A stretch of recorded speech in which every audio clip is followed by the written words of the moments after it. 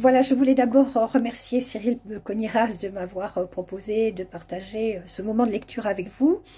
Le choix pour moi a été un petit peu difficile parce qu'il y a plusieurs auteurs que j'affectionne particulièrement. Mais finalement, mon choix s'est porté sur la lecture d'un passage d'un roman que je viens de traduire et qui est en attente d'éditeur.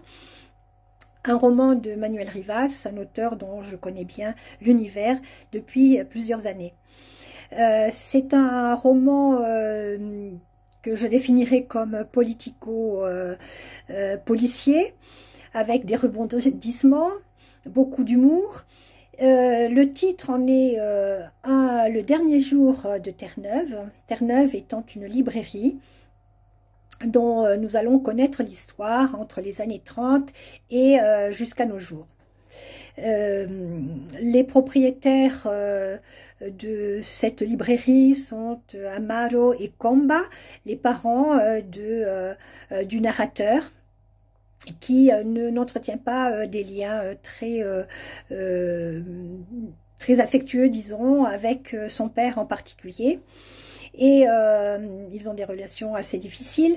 Et le passage que je vais vous lire, c'est le retour du narrateur à la Corogne, parce qu'il est étudiant à Madrid, et où il a vécu une vie assez dissolue, de drogué. Il se prend pour David Bowie. Et puis, il y a fait une rencontre, la rencontre d'une jeune femme argentine qui fuit la dictature de son pays et qu'il va amener à la Corogne pour qu'elle y soit plus en sécurité. Voilà. Et donc, ce passage que je vous lis, c'est le début d'un d'un chapitre qui s'intitule Gare du Nord. Madrid, automne 1975. J'appelai. Je me tus en entendant sa voix. Je fus sur le point, ce jour-là précisément, de lui dire l'indicible. Dans l'étrange pacte de Terre-Neuve entre père et fils, nous nous étions mis d'accord pour communiquer seulement par écrit. Je ne sais pas pourquoi, je pensais qu'il ne décrocherait pas le téléphone. Une erreur, parce que c'était justement dimanche, jour de fermeture, qu'il se sentait le mieux dans la librairie, dans son réduit de la chambre noire, écrivant un journal, un de plus, qui portait l'étiquette « Mnenosine en Hispania ». Œuvre secrète et interminable. Sur le point, oui, de délivrer la phrase criminelle. Et je n'avais rien pris. Pas même une ligne. Ce matin-là, les funérailles du tyran avaient eu lieu sur la place d'Orient. Puis, le cortège funèbre était parti pour l'enterrer dans le maître-autel de El Valle de los Caídos. Nous ne bougeâmes pas de l'appartement des gnomes jusqu'à l'heure de partir à la gare du Nord. Le départ de l'Atlantic Express coïncidait avec la tombée de la nuit. L'appel téléphonique aurait dû être déjà fait, mais je l'avais repoussé.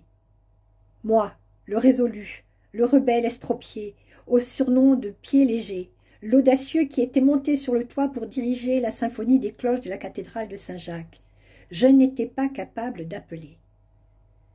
Jusqu'à ce que je me voie dans la gare avec elle, son sourire indomptable, la tête couronnée d'allégresse par le bonnet de toutes les couleurs, la pelisse, le pantalon sarouel, les bottes en daim, les bagages légers, une petite valise et un vieux cartable d'écolier en cuir pendu à l'épaule. Sur le quai, un grand nombre de voyageurs, gens au visage contrit en harmonie avec les vêtements. Quelques hommes, aux brassards d'anciens combattants. Ils viennent d'enterrer leur caudillo. Mais aussi des vieux, dans des manteaux neufs, pressés de monter dans le train. Je fus enfin le numéro de Terre-Neuve. Oui, et sur le point de faire la pire des plaisanteries au pire moment. « Tu es en sursis, Fontana !» Cette sentence avait marqué nos existences, mais nous étions tombés d'accord pour l'ignorer. Il y avait un jour par an, nous ne savions pas quand, car ce n'était jamais à la même date. Cela ne correspondait à aucun éphéméride, ni à aucun anniversaire de la victoire fasciste. Il y avait donc immanquablement un jour où le téléphone sonnait, et si c'était lui, Amaro Fontana, mon père, qui décrochait, la voix lui décochait. « Tu es en sursis, Fontana. » Chaque année, comme un clou enfoncé. Il ne décrochait pas souvent le téléphone de Terre-Neuve. Généralement, c'était Comba, ma mère, ou moi, ou l'oncle Élisée, quand il n'était pas parti dans un de ses voyages en Amérique ou en Europe. En Europe, insistaient quelques clients indiscrets. Au cimetière du Père-Lachaise, car là-bas il y a une ambiance du tonnerre, coupait Comba.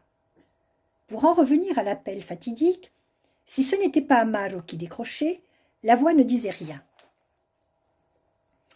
On entendait quelque chose impossible à décrypter.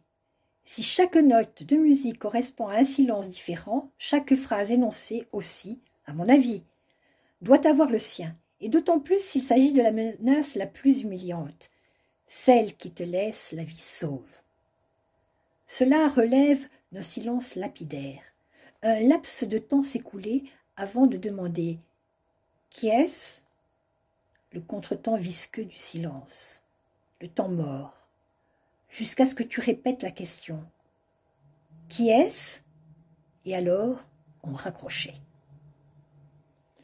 Je sais que mon père mourait un peu à chaque appel. Chaque année, un clou. Mon père ? Que se passe-t-il avec mon père ? C'est ce qu'on appelle dépenser des munitions pour rien. J'ai ce défaut. Ou je n'ouvre pas la bouche, ou je suis un bonimenteur. Parce que Amaro Fontana est là, au bout du fil, à Terre-Neuve.